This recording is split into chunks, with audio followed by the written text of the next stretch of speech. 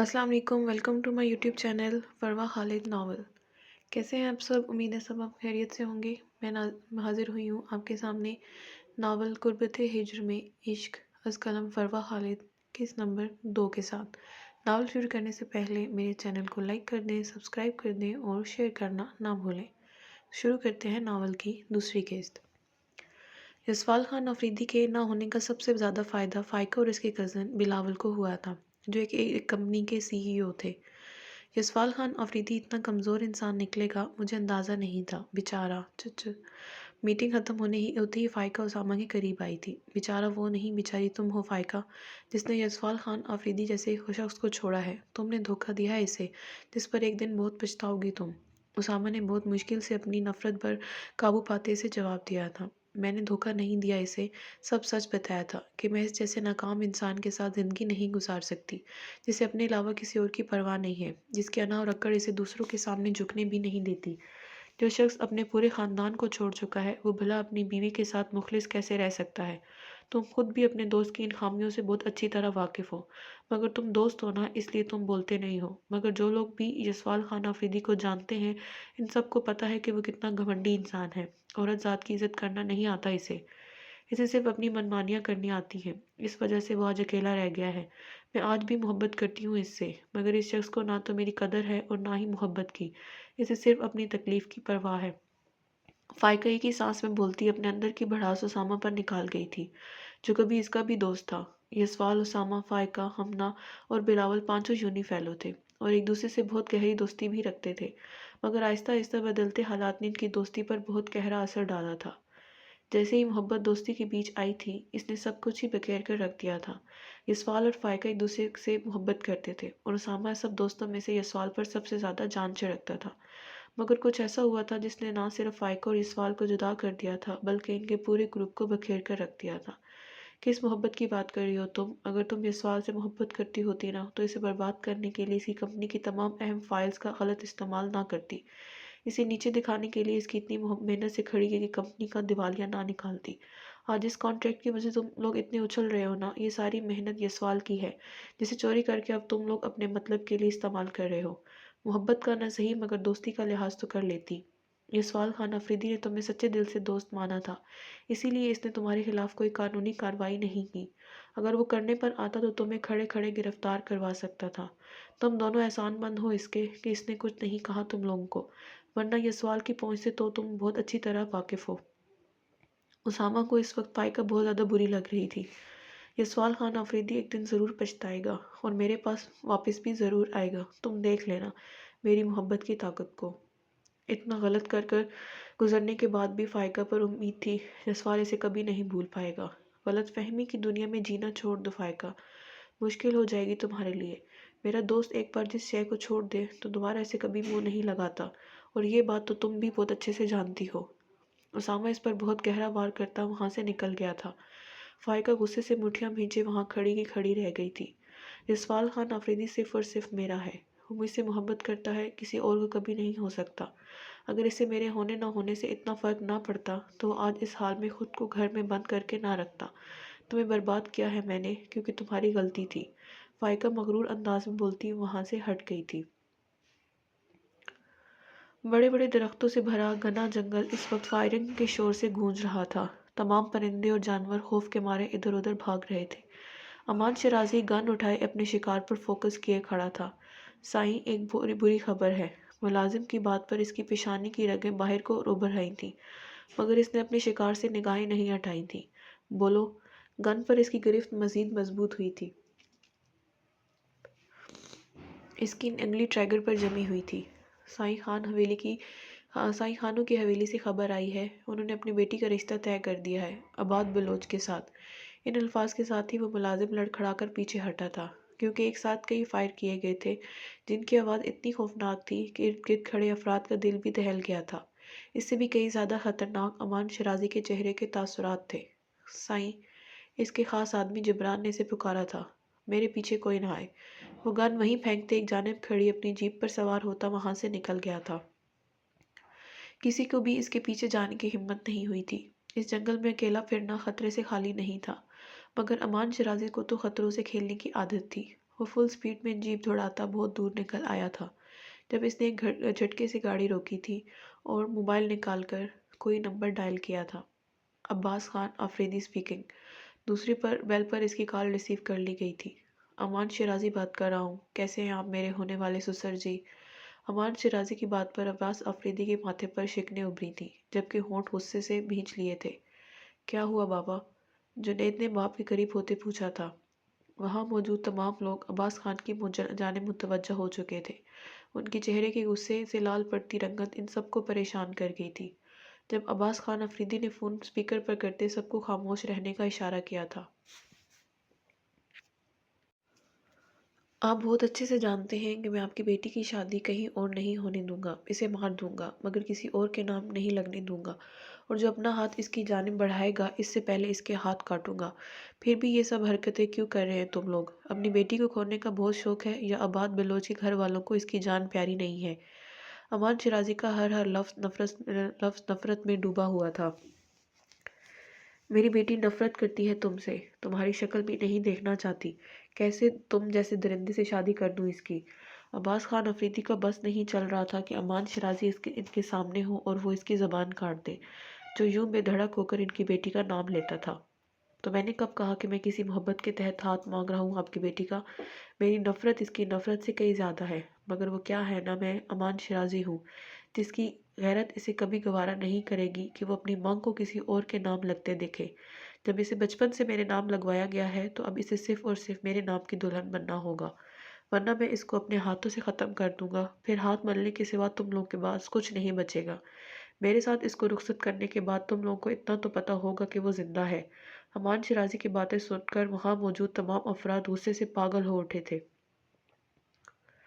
तुम हमारी बहन का बाल भी बिगाड़ नहीं कर सकते। इसके 5 भाई इसके गिर्द चट्टान बनकर खड़े हैं। तुम जैसे गीदड़ के बस की बात नहीं है कि इस चट्टान को हिला भी पाओ। तुम जंगलों में छुप कर बैठने वाले भला कहाँ सामने आने का हौसला रखते हो?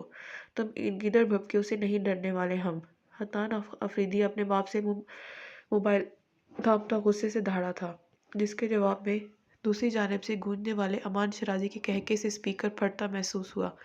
इन्हीं गलत फहमियों में जीते रहो और एक दिन आकर मैं अपनी अमानत को तुम लोगों से छीन कर ले जाऊंगा। फिर हाथ मलते रहना।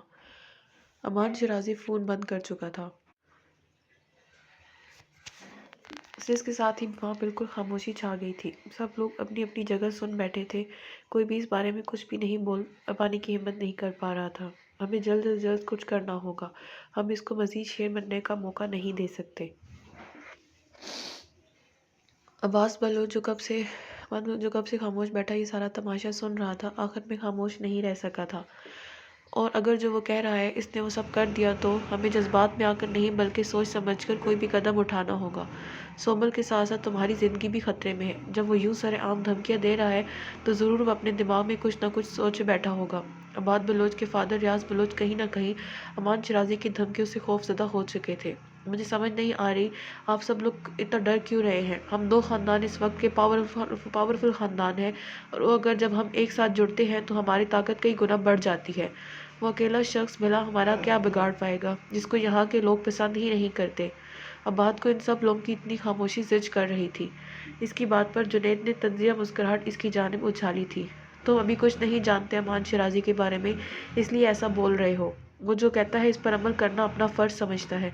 अगर वो वाकई हम दोनों ख़ानदानों के सामने आ गया, तो ये इलाका क्या, यहाँ की सरदारी भी हमसे छीन लेगा।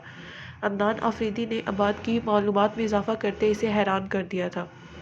अब्बाद को यकीन नहीं आ रहा था कि वो अकेला शख्स भला इतना ताकतवर कैसे हो सकता था। वहाँ एक जानब छुप कर खड़े होकर सारी बातें सुनती सोबल खान अफरीदी की मुलाजमा बानो जल्दी से वहाँ से हट गई थी। बीबी साईं, बहुत बुरी खबर है। सोबल अपनी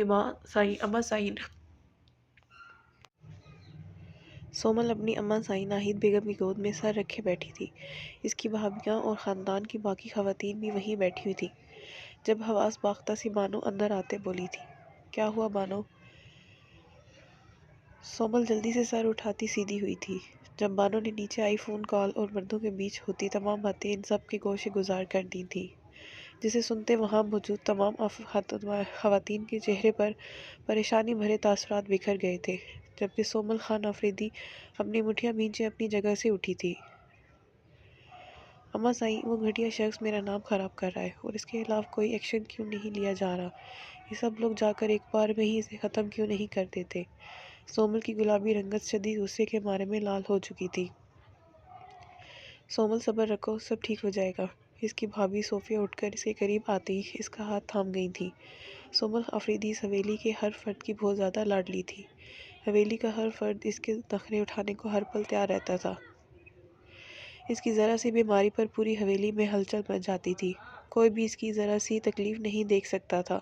सोमल बहुत ज़्यादा ही नाजुक मिजाज सी थी और इतनी ही ज़्यादा हसीन भी। इसके लिए हर रोज़ न जाने कितने रिश्ते आते थे। इसके बाबा इलाके में सरदार थे और इसी इलाके का दूसरा बड़ा ख़ानदान बलोच ख़ानदान था, जिसके सरबराह रियाज बलोच अब्बास खान अफरीदी के बहुत गहरे दोस्त थे। यही वजह थी कि इन दोनों ख़ानदानों में कभी लड़ाइयाँ नहीं हुई थी। वहाँ के मज़ारों पर पूरी तरह से इन लोगों की उजारादारी चलती थी। जो लोग बज़ाहिर तो उन्हीं को अपना सरदार मानते थे, मगर अंदर से इन दोनों ख़ानदानों से अच्छी खासे नाला थे, जिन्होंने आज तक इनके इलाके में ना तो कोई तरक्की होने दी थी और ना इन लोगों को किसी भी बात में सर उठाने दिया था। इन दोनों ख़ानदानों के चश्म चराग अपनी अय्याशियों में चाहे कुछ भी करते फिरते, लेकिन अगर मज़ारों में से कोई अपनी इज़्ज़त की खातिर बोलता तो इसे इसके घर से उठवा लिया जाता था और इस इंसान के घर वाले हमेशा हमेशा के लिए इसकी शक्ल देखने से महरूम हो जाते थे।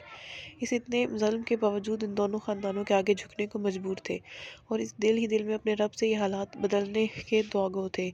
इनका सब्र कब इन आलमों पर अज़ाब बनकर टूटने वाला था, कोई नहीं जानता था, मगर वो सब लोग अपने अल्लाह पर भरोसा रखे हर उम्मीद थे कि एक दिन इनके ऊपर से ये जुल्म की स्याही हटकर रोशन सवेरा ज़रूर होगा। कोठे पर इस वक्त रक्स की महफिल जारी थी। बहुत सारे नाम नहाद मुअज़्ज़िज़ लोग इस महफिल में शामिल होकर सजी संवरी तवाइफों के नाच गाने से लुत्फ़ अंदोज़ हो रहे थे। दो लड़कियां भारी भारी लहंगा पहने अपनी अदाएं दिखाती सामने मौजूद लोगों को घायल कर रही थी। इन दोनों के लिबास बहुत ही ज़्यादा मायूब थे, जिनसे इनका आधा वजूद अयां हो रहा था। हसीना बाई एक जानब बैठी फ़ख्री अंदाज में ये सब देख रही थी। उनके गाहक खुश हो रहे थे, इनकी जेब भारी हो रही थी। उन्हें और क्या चाहिए था? दिन ब दिन काफ़ी बेहतरी आ रही है तुम्हारे कोठे पर, एक से बढ़कर एक लड़की ला रही हो। हसीना बाई के साथ बैठे नशे में झूमते शख्स ने इसके कंधे पर हाथ रखकर कहते इसे दाद दी थी। अभी तो कुछ नहीं देखा आपने। कुछ दिनों तक जो शाहकार आपके सामने पेश करने वाली हूँ, इसके बाद अपने हवास कायम नहीं रख पाएंगे। मिराल आफ्ताब का जिक्र करते हसीना बाई के चेहरे की रौनक कई गुना बढ़ गई थी। जब इसी लम्हे इसकी मुलाजमा ने हसीना बेगम के कान में जो बात कही थी, इसे सुनते इसके चेहरे का रंग उड़ गया था। वो जल्दी से अपनी साड़ी का पल्लू संभालते वहाँ से उठी थी। ये क्या गज़ब कर दिया इस लड़की ने। मिराल ने खुदकुशी करने की कोशिश की थी। इसकी हालत बहुत ज़्यादा ख़राब थी। वहाँ पर डॉक्टर को बुलाया गया था, मगर इसकी हालत संभलने में नहीं आ रही थी, जिसकी वजह से ना चाहते हुए भी मजबूरन हसीना बेगम को इसे हॉस्पिटल भेजना पड़ा था, मगर पूरी सिक्योरिटी के साथ। इनके बहुत सारे गार्ड्स मुख्तलिफ हुलिये में माला के आसपास थे, जिसकी हालत इस वक्त में बहुत ज़्यादा नाजुक थी। इसने हैवी डोज ली थी। मिराल को फ़ौरन ऑपरेशन थिएटर में शिफ्ट कर दिया गया था, जिसके बाहर हसीना बाई के भेजे गए तमाम लोग पहरा दे रहे थे। इन सब को शक था कि कहीं वो भाग न जाए या किसी को अपने को मदद के लिए ना बुलवा ले, मगर अब वो क्या बताती इनको कि इसका इस दुनिया में कोई अपना होता तो वो इस हाल में ना होती आज। हसीना बाई ने इसे ज़िंदगी और मौत के बीच चॉइस दी थी। इसने इस जिल्लत भरी ज़िंदगी से मौत को तरजीह दी थी, इसलिए इसके लिए इज़्ज़त से बढ़कर कुछ नहीं था। मिराल का मैदा वाश कर दिया गया था। कुछ देर में वो होश में भी आ चुकी थी। खुद को जिंदा सलामत देखकर वो बिलक बिलक कर रो दी थी। इसे तो मौत ने भी कबूल नहीं किया था। मिराल रो रो कर अपनी तबीयत मज़ीद ख़राब कर रही थी। क्या हुआ है आपको? अब आप प्लीज़ इस तरह मत रोएं। इस तरह तो आप अपनी मज़ीद ख़राब कर लेंगी। आप पहले ही बहुत ज़्यादा वीक है। मिराल के रूम में मौजूद नर्स ने इसकी हालत के पेश नज़र डॉक्टर को बुला लिया था। नर्स को शायद कुछ शक हो चुका था और इस बात का भी इल्म हो चुका था कि इसके हॉस्पिटल की इंतज़ामिया हसीना बाई के हाथों बिक चुकी है, मगर वो नर्स अपना ज़मीन नहीं बेच पाई थी। इसने जाकर डॉक्टर आमना को सारी सूरत हाल के बारे में बता दिया था। डॉक्टर आमना दरमियानी उम्र की एक बहुत ही नर्म दिल लड़की डॉक्टर थी। इसी ने मिराल का ट्रीटमेंट किया था। डॉक्टर प्लीज़ मेरी मदद करें, ये लोग बहुत ज़्यादा ख़तरनाक हैं। ये मुझे वापस इसी कोठे पर ले जाएंगे, मैं वहाँ नहीं जाना चाहती। मिराल ने रोते इसे सारी बात बता दी थी, जो सुनते डॉक्टर आमना की आंखें भी आंसू से भर गई थी। आप फिक्र मत करें, मैं अभी पुलिस को बुलवाती हूँ। इन लोग को अभी पुलिस के हवाले करती हूँ। ڈاکٹر آمنہ اس کی مدد کرنے کو فوراً تیار ہو گئی تھی۔ نہیں ڈاکٹر صاحبہ، ہم ایسا کچھ نہیں کر سکتے، یہ لوگ پولیس والوں کے ساتھ گٹھ جوڑ کیے ہوتے ہیں، اگر انہیں ذرا سے بھی بھنک پڑی تو یہ لوگ… ابھی باقی الفاظ نرس کی زبان میں ہی تھے جب دائر سے دروازہ کھلا تھا اور مالا کے ساتھ آئی عورت اندر داخل ہوئی تھی۔ وہ لوگ میرال کو واپس لے جانے آئے تھے، جس کی حالت ابھی بھی پوری طرح سے ٹھیک نہیں ہوئی تھی۔ ڈاکٹر آمنہ نے آگے ہونا چاہا تھا جب نرس نے ان کے کلائی تھام کر انہیں وہیں روک دیا تھا۔ ہم اس لڑکی کی مدد کریں گے مگر ابھی پلیز کچھ مت بولیں۔ نرس نے ڈاکٹر آمنہ کو ہاتھ تھامتے ملتجی انداز میں انہیں خاموش رہنے کا اشارہ کیا تھا۔ میرال نے نم آنکھوں سے اس کی جانب دیکھا تھا، خود کو مشکل میں ڈال کر بھلا وہ لوگ اس کی مدد کیسے کر سکتی تھی۔ آج کل کے دور میں بہت کم ہی لوگ ایسا کرنے کا جگرا رکھتے تھے۔ میرال مایوسی سے نگاہیں پھیرتی ان لوگوں کے ساتھ باہر چلتی آ گئی تھی۔ خود کو اتنی زیادہ تکلیف دینے کا کوئی فائدہ بھی نہیں پہنچا تھا اسے، وہ اپنی قسمت پر آنسو بہاتی چل رہی تھی۔ اس نے ہاسپٹل سے باہر آتے نگاہیں اٹھا کر وہاں کھڑے اتنے سارے لوگوں کی جانب دیکھا تھا۔ کیا اتنے سارے لوگوں میں اس کی مدد کرنے والا کوئی بھی نہیں تھا؟ یا اللہ جی پلیز میری مدد کریں، یا تو مجھے موت دے دیں یا اس ذلت بھری زندگی سے بچا لیں۔ میرال نے ایک بار پھر سے اپنے رب کو پکارا تھا۔ گاڑی میں بیٹھو لڑکی، تمہاری مدد کو کوئی نہیں آنے والا۔ حسینہ بائی کی بہت اوپر تک پہنچ ہے، کوئی بھی ان سے الجھ کر اپنی جان کا دشمن نہیں بننا چاہتا۔ حسینہ بائی نے اپنی خاص ملازمہ شبنم کو اس کے ساتھ بھیجا تھا، جس نے میرال کو وہاں سے فرار ہونے کی ذرا سی بھی مہلت نہیں دی تھی۔ میرال کو پوری طرح سے سیاہ شال میں لپیٹا گیا تھا، شبنم اسے تھامے چل رہی تھی، جب کوئی سامنے سے آتا میرال کے کندھے سے جا ٹکرایا تھا۔ میرال کے ہونٹوں سے کرا برآمد ہوئی تھی، جو اتنی ضرور اونچی تھی کہ اس شخص کی سماعتوں سے جان ٹکرائی تھی۔ سوری، اس شخص نے پلٹ کر دیکھا تھا، مگر وہ چادر میں لپٹی لڑکی کی شکل نہیں دیکھ پایا تھا۔ سیاہ قمیص شلوار میں ملوث، وہ سلیوز کو فولڈ کیے اس لمحے بہت زیادہ وجیح لگ رہا تھا۔ معاف کیجیے گا صاحب، غلطی سے ہو گیا۔ اپنی جانب گھورتے شخص کو دیکھ شبنم نے فوراً معافی مانگی تھی، کیونکہ وہ شخص دیکھنے میں کافی شاندار پرسنالٹی اور شان و شوکت کا مالک لگ رہا تھا۔ شبنم جیسی خرانٹ عورت کے منہ سے نکلنے والے یہ نرم الفاظ میرال کو حیرت میں مبتلا کر گئے تھے۔ میرال نے نگاہیں موڑ کر اس شخص کی جانب دیکھا تھا جس شبنم کی جانب سے اتنا پروٹوکول دیا گیا تھا، مگر وہ تب تک پلٹ چکا تھا۔ میرال کی پرامید نگاہیں ناامیدی میں بدل چکی تھی۔ وہ خاموشی سے جا کر شبنم کے ساتھ گاڑی میں بیٹھتی، تھکن اور اذیت سے چور انداز میں گاڑی کے پشت سے سر ٹکا گئی تھی۔ نہ جانے کب تک اسے زندہ رہنے کی یہ اذیت سہنی پڑنی تھی، اور اب جسمانی طور پر اتنی کمزور ہو چکی تھی کہ اس میں کسی سے بھی لڑنے کی طاقت نہیں بچی تھی۔ تم نے یہ حرکت کر کے اپنے لیے مشکلات میں مزید بڑھا دی ہیں۔ 20 لاکھ میں بیچا ہے تمہیں کیا لگتا ہے اتنی آسانی سے مرنے دوں گی تمہیں؟ بالکل بھی نہیں، اپنے پیسے وصولے بغیر تو کہیں نہیں جانے دوں گی تجھے۔ حسینہ بائی بیڈ پر نڈھال سے انداز میں آ کر گرتی میرال کا جبڑا اپنی بے رحم گرفت میں لیتی بولتی اس کی چیخیں نکال گئی تھی۔ میں نے کیا بگاڑا ہے تم لوگوں کا؟ خدا کے لیے مجھے جانے دو۔ میرال ان کے سامنے گڑ گڑاتی رہ گئی تھی، مگر وہ اس کے قریب اپنی ملازمہ کو چھوڑتی وہاں سے نکل گئی تھی۔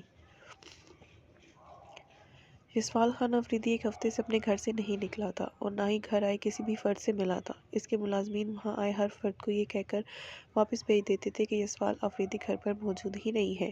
یسوال اس وقت بھی اپنے جم خانہ میں اپنی ہیوی ایکسرسائز میں مصروف تھا۔ جب ایک جانب رکھا اس کا موبائل زور و شور سے بجنے لگا تھا۔ یسوال نے پہلے تو صاف اگنور کیا تھا، مگر جب مسلسل 5ویں بار کال بند نہ ہوئی تو ہاتھ میں پکڑے ڈمبلز کو وہیں رکھتا وہ موبائل کی جانب بڑھا تھا۔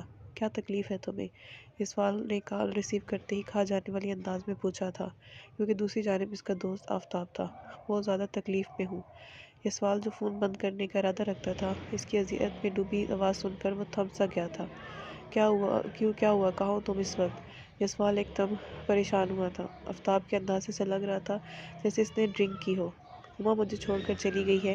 اس کا کہنا ہے کہ اس کا دل بھر گیا ہے مجھ سے، اسے مجھ سے بہتر کوئی اور مل گیا ہے، وہ اب میرے ساتھ نہیں رہنا چاہتی، اس نے خلا مانگی ہے مجھ سے۔ اس کی بات پر یسوال نے اپنی پیشانی کو مسلا تھا۔ وہ تو محبت نہیں کرتی تھی تم سے؟ یسوال نے بے تاثر لہجے میں پوچھا تھا۔ محبت؟ ویسی محبت ہی کرتی تھی مجھ سے جیسی فائقہ نے تم سے کی ہے، اور وہ بھی تو تمہارے ڈاؤن فال میں تمہیں چھوڑ کر چلی گئی تھی۔ تم کامیابی کی بلندیوں کو چھو رہے تھے تو وہ تمہارے ساتھ رہی، تمہاری کمپنی ذرا سا نیچے آئی، اس لڑکی کی محبت ختم ہو گئی۔ میرے ساتھ بھی کچھ ایسا ہی ہوا ہے۔ کیا ہر لڑکی ایسی ہی ہوتی ہے؟ ان کو محبت سے زیادہ پیسہ اہم ہوتا ہے کیا؟ آفتاب کے انداز سے لگ رہا تھا کہ وہ اندر سے کافی توڑ پھوڑ کا شکار ہے۔ میری کہانی چھوڑو اور اپنی بتاؤ، طلاق دینا چاہتے ہو اسے یا اب بھی ساتھ رہنا چاہتے ہو؟ یسوال نے ہونٹ بھیتے پوچھا تھا۔ وہ اس وجہ سے کسی سے بات نہیں کرنا چاہتا تھا کیونکہ ہر شخص کی زبان پر فائقہ کا ذکر ہی تھا، مگر اس وقت وہ اپنے دوست کو اس حال میں چھوڑ کر خود بند نہیں کر سکتا تھا۔ نہیں رہنا چاہتا ہوں اس کے ساتھ، مگر اس وقت خود کو اس اذیت سے بھی نکالنا چاہتا ہوں جس کے لیے مجھے تمہارا ساتھ چاہیے۔ آفتاب کی بات سنتے یسوال نے مادی کی بوتل ہونٹوں سے لگائی تھی۔ بولو۔ یسوال خان افریدی اپنے دوستوں کو کبھی انکار نہیں کرتا تھا۔ وہ دوستوں پر جان دینے والا انسان تھا، اس لیے اس کے سب دوست ہمیشہ مشکل کے وقت اس سے ہی یاد کرتے تھے۔ کوٹھے پر چلو گے میرے ساتھ آج کی رات؟ آفتاب کی بات پر یسوال کو گہرا جھٹکا لگا تھا۔ کیا آپ پاگل تو نہیں ہوگے تم؟ یسوال کو اس کی دماغی حالت پر شبہ ہوا تھا۔ نہیں، سنا ہے بے وفائی کے بعد مرد سکون کے لیے اسی جگہ پر جاتے ہیں اور اپنا ہر غم بھول جاتے ہیں۔ آفتاب نے اسے ساتھ لے جانے پر مزید تھا۔ ناول جاری ہے۔